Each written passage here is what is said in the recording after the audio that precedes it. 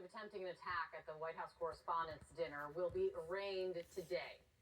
Cole Thomas Allen is his name, and he's facing 2 charges: using a firearm during a crime of violence and assault on a federal officer using a dangerous weapon.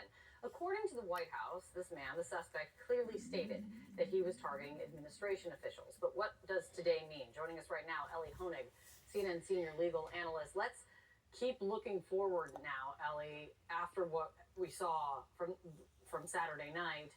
What does it mean? What is today going to look like? And why does it seem, I don't know, it seems to the layman that he is facing so few charges? Yeah, so on your second question first, this is what I would call a placeholder charge. It's something prosecutors do. You just get your most simple, most easily proved charges on the books, so you have a piece of paper so you can arrest and hold this guy. I promise you there is more coming. Okay. So specifically, I'd be looking for attempted murder charges, right? You reportedly fired shots and hit a Secret Service agent who fortunately had a body armor on.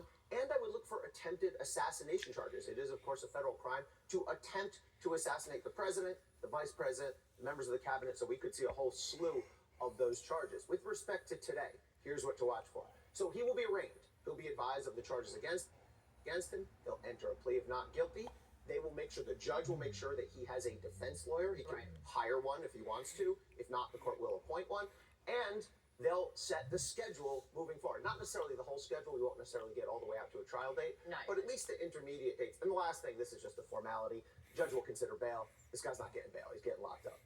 How much detail could come out today? Like, could we learn more from the manifesto today? Could we learn more about possible beliefs and motivations?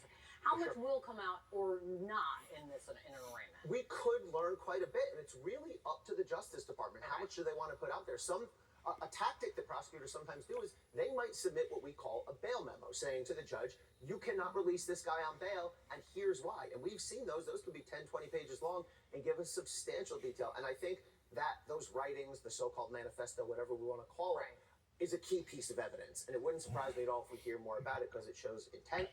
It shows his motive. It would be crucial evidence towards a potential attempted assassination charge. Then, with that in mind, if these writings become a key piece of evidence, how is it weighed of not giving as little as possible seems to be like the smart approach? Yeah, ordinarily you do want to take a little bit of a poker player tactic, right? You don't want to show your hands. In a case like this, though, the evidence is so overwhelming. Yeah. And we see the Justice Department, rightly, I think, giving a little more information to the public than you ordinarily would, right? Prosecutors usually are very shut about everything. We're not telling you anything, no details, you'll see it in court. Here, I think, given the public imperative of this case, I think it's appropriate what we've seen so far from DOJ to give us more information than normal. I'm asking you with little basis, because we haven't heard anything from what will be the defendant. Yeah. But what do you think a defense would be? Gosh, it's a tough one. I mean, one thing that has occurred to people have asked me about is, could he make an insanity defense? Yeah. Now, of course, people naturally think of that. I mean, John Hinckley, who attempted an assassination at this same hotel in the 1980s, actually succeeded with an insanity defense. He still gets held, but just not in a prison. But since the 1980s, because of that, the law has been toughened up. It's really hard to succeed on an insanity defense. Now you have to show essentially the person did not even understand the nature of his actions. Here, you look at the level of deliberation, the planning, the writings. That's not going to fly. Yeah, it seems to work hard against that. It's a tough one to defend.